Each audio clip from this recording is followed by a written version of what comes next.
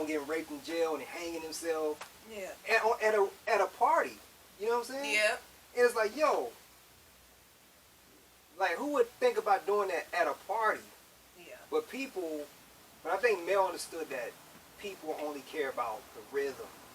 So even if you didn't, like a few people are only listening to what we say as lyricists, but a lot of people, they just listening to the way we flow as an instrument on top of the beats. You know? That's right. The cadence, and then, yeah, how we deliver and everything. Yeah. All right, what's good? It's your boy Mike V. We are tuned into the artist block right here, and we got a dope guest tonight, and it's really, refreshing to see you, Riggs. How you doing tonight? Yeah, I'm doing good, man. Nah, that's good. That's good to hear, bro. But I know off the camera we was talking about the dating field. Mm-hmm. I mean, where do you feel like the state of dating is at right now? I feel like the state of dating, what's crazy is I think the state of dating, I feel like they're trying to neutralize dating in a way. Like what I see on social media, like with the videos where they have what are those videos you would see where it would be like guys would have like a podcast and they would invite women on, they would talk about dating. Yeah, you mean the balloon popping dating? Because that's one thing too. When you have the balloon game, and if you are filling them, you keep the balloon. If you're not filling them, you pop the balloon. Are you talking about that one, or is it a different type of dating challenge thing? No, that one is cool. It was another one where it was like it just be like a podcast, they'd be talking about dating. And I remember I saw a video where a woman, somebody in the comments, they were live or something, and somebody asked the dude, if you were, they said, would you rather smash an old woman or would you rather smash a transsexual? Mm-hmm. And the guy said, I'd rather smash the old woman because if I smashed a transsexual, I wouldn't be smashing a woman. You'd be smashing a guy. And then there was a girl, one of the women that was on the podcast, she got pissed off at the guy for saying that. You know what I mean? So I feel like, why would you get mad at him for saying that? Right. No, but so, okay. So I feel like they were trying to, I feel like it's videos like that where they're trying to make you, they're trying to make men, it's like they're trying to force, I feel like they're trying to force men to not want to date women anymore with these videos. Like people can watch this and be like, man, I ain't dating a woman. Yeah, so do you feel like social media plays a part in why the dating scene is not so healthy nowadays? Yeah, I think it plays a big part. Like would you say that's it, social media is like the big percentage of the reason why dating, period, it's the main reason, or is that the only reason, or is there other elements to that? I mean, I'm gonna say right now it's probably the main reason because we wake up every morning. A lot of us wake up every morning, we check out social media, and social media, when you go on social media, you see somebody that has a life that you probably want to have. Right. You know what I'm saying? So you become envious, and you think, this is the life I'm supposed to have. I'm supposed to have this kind of money. I'm supposed to dress like this. I'm supposed to have this kind of relationship. So I would say social media basically forms like some kind of construct or something. Like it forms an idea. It's like it gives them this idea of what a relationship is. Like what a relationship should be. Yeah, what a relationship should be. Right. No, so what about when it comes to the music side of things, do you think how back in the day, I mean, this even before our time, Marvin Gaye and, Isley Brothers, when the music really felt something back then, do you think that has diminished in the music? When a man really have a love for this woman, he can put it in a song and can make that woman feel good. Do you think there's any type of music like that, playing now? When it's music, to make a woman feel appreciated. The man is making a woman feel appreciated. Is there any type of music that's playing like that nowadays that you hear?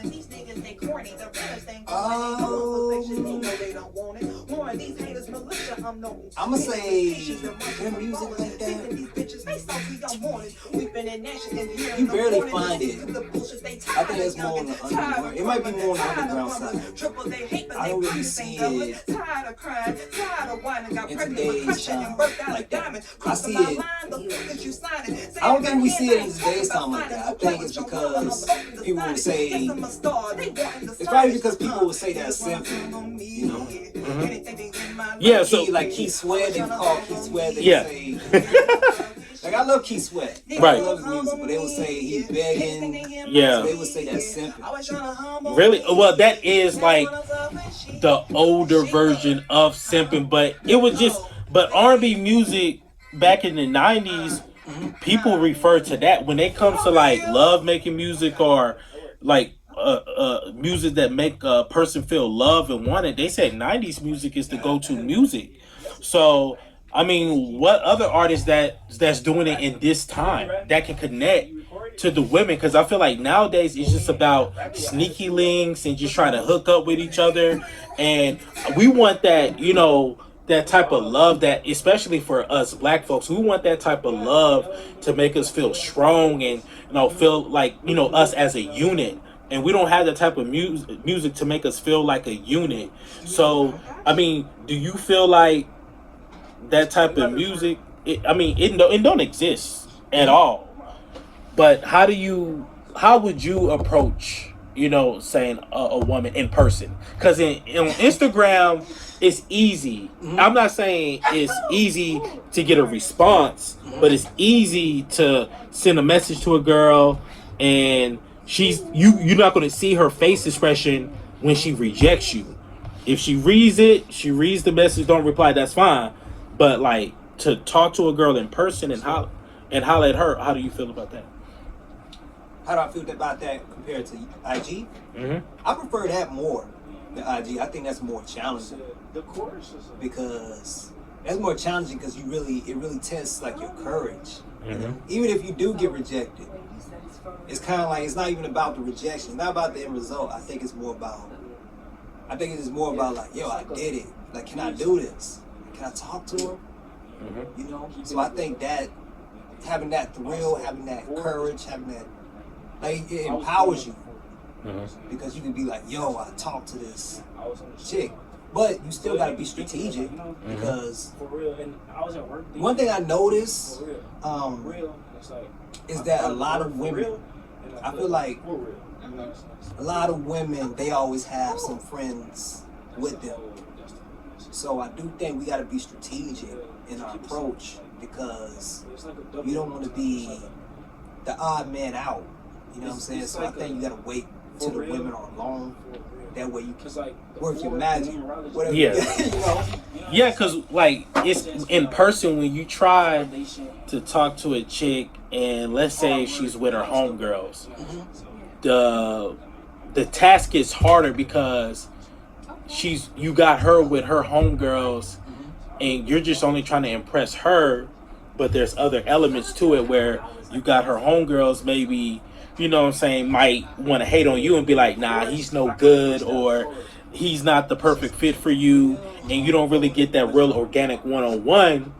But I think throughout the midst of that, women do like the confidence of a guy approaching them, even if you think you might not be attractive, but it is about the confidence factor. A woman really do appreciate a man's confidence level, and I think that's really big and key. But real quick, I'm with Riggens right now. We're about to take a quick break, and we're going to get more into the relationship field with Dr. Dr. DeJour Riggens, because he's giving some game right now. But hey, we're going to take a quick break, and we'll see you in a jiffy. What inspires me, I would say life in general, man. Like, just what I see, what I hear can inspire me, like the stories I would hear. That's what inspires me to write. That's what inspires me to make beats. You know, all that artistically. You know, and just me having that hunger to just create, express myself. So it's kind of like, you know, a superhero kind of thing. You feel like you gotta give people your peace of mind.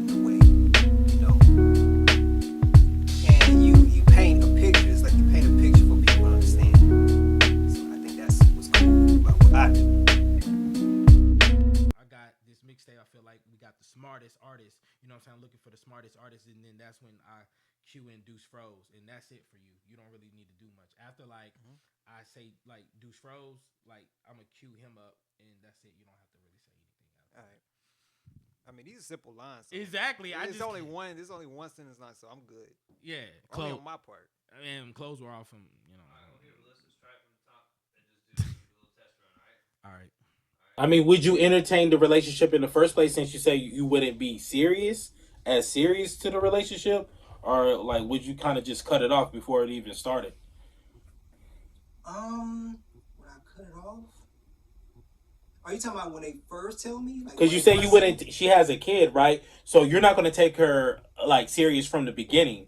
Mm-hmm. But are you going to entertain her, like, intimate-wise? Like, even though, you know, ultimately you're not going to be with her, like, at the end of it all. Like, if she has a kid, so are you going to still try to date her? Or what? Like, how are you going to assess that?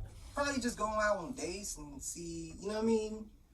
Like, we just have fun, you know, just go out on dates. Mm-hmm. But I'm just saying, when it comes to, I was talking about with mine and AC, I was talking about being in a committed relationship. Okay. That's what I was talking about.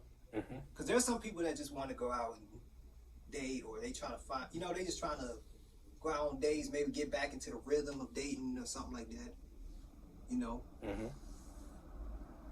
Because they could be in a situation, they might not be looking for, I mean, I'm not really sure, but I'm just saying they might not be looking for a committed relationship either. But I'm just saying, there's some people, that there's women out there that they date.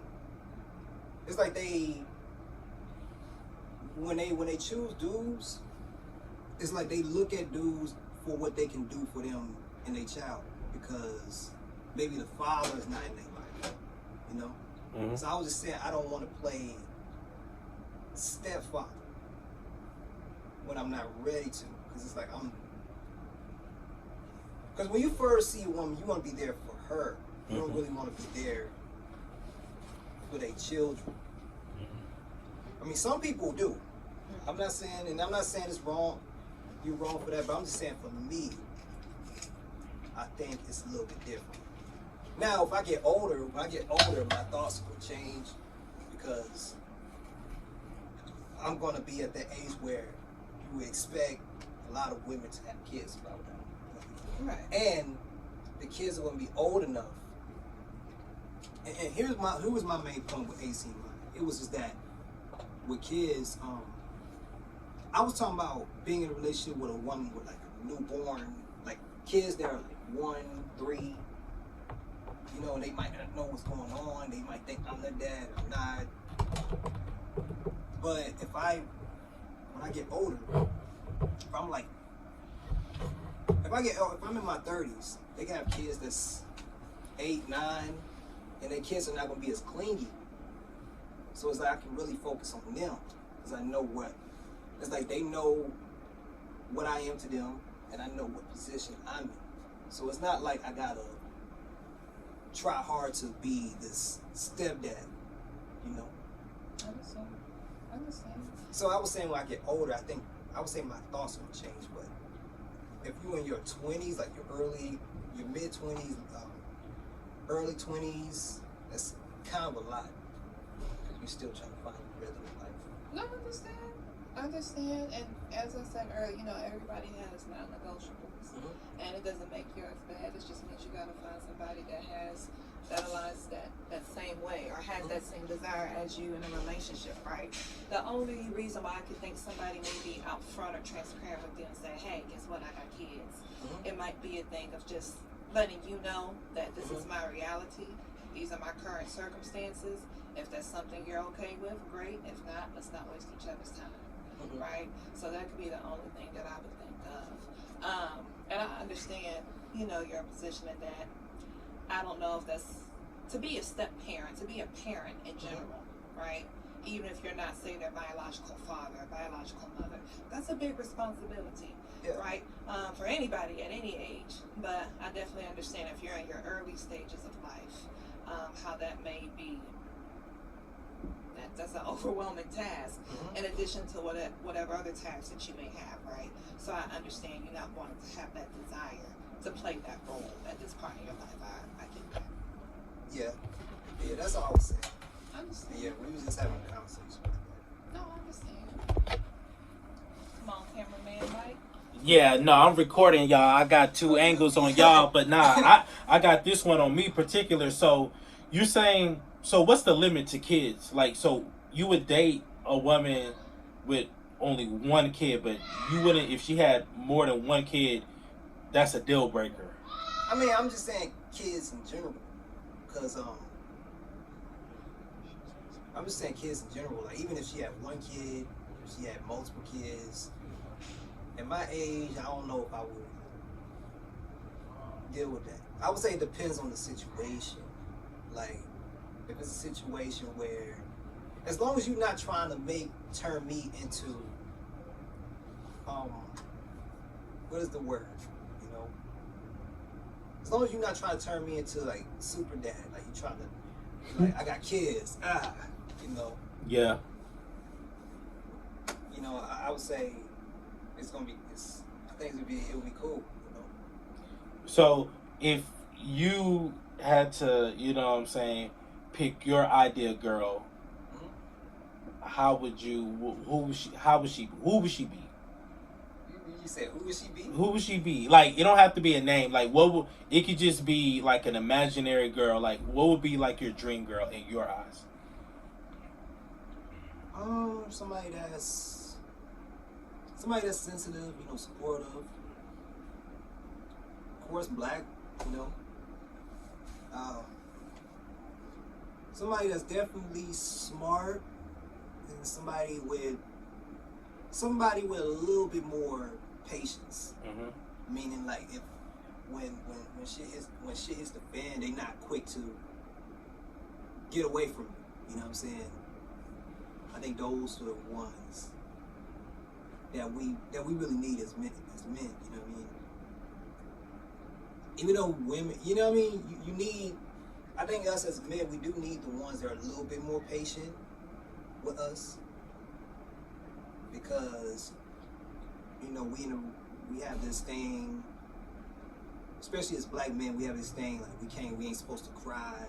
You know what I'm saying? We ain't supposed to do this. We ain't supposed to be doing that. We ain't supposed to wear this. You know what I mean? You know, you lose a kid. You know, they check on the woman, they check on the man, you know what I'm saying? So somebody that's a little bit more supportive and more considerate of the men in that fashion, you know?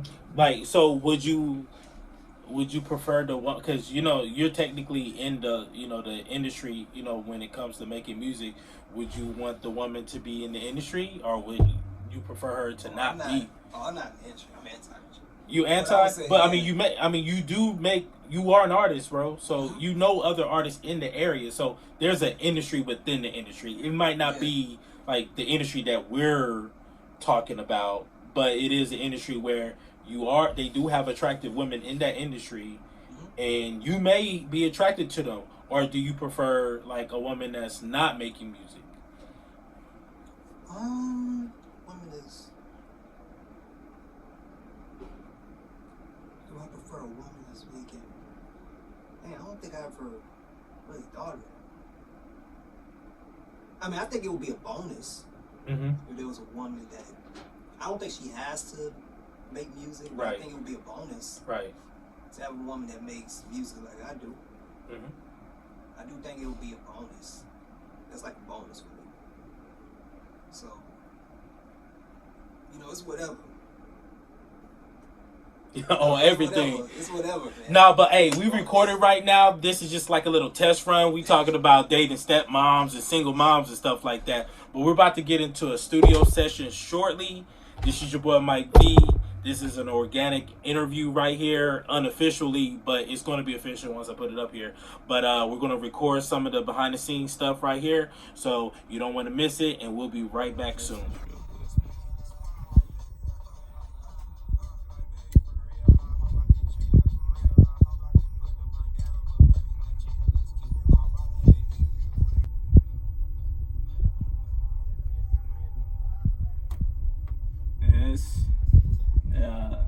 hard. Yeah, I be telling myself that I'm growing out. You couldn't fit in my zone now. Blue like a clue, but I'm 100% if you looking for proof. Yeah, I've been telling myself that I'm growing out. You couldn't fit in my zone now. Blue like a clue, but I'm 100% if you looking for proof. Yeah.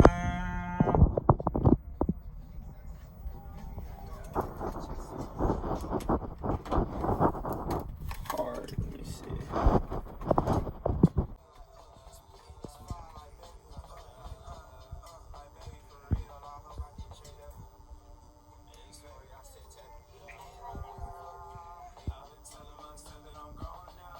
You couldn't fit in my like a cool and 100% if you looking for proof. Shit.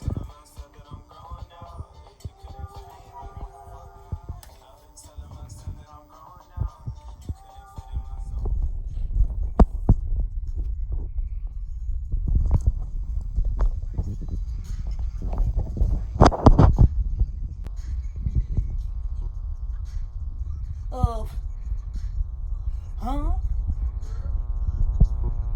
Eating it up.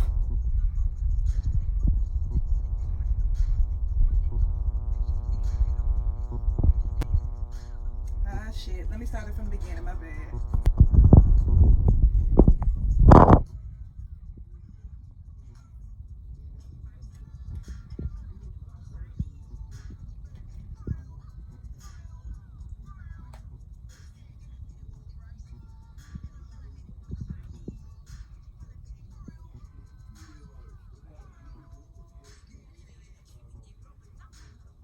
Up. Up. Eating it up. Rolling. No, they don't want it. Mountain.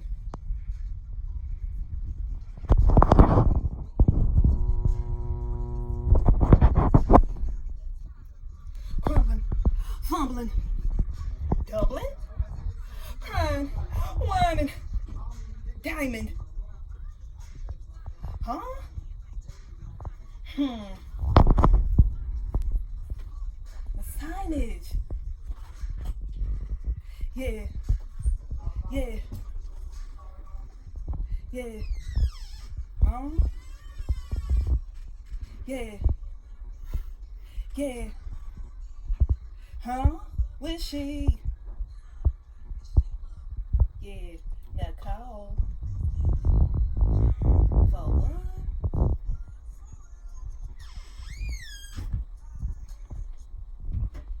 You could just keep it. It's cool. I'ma lock it.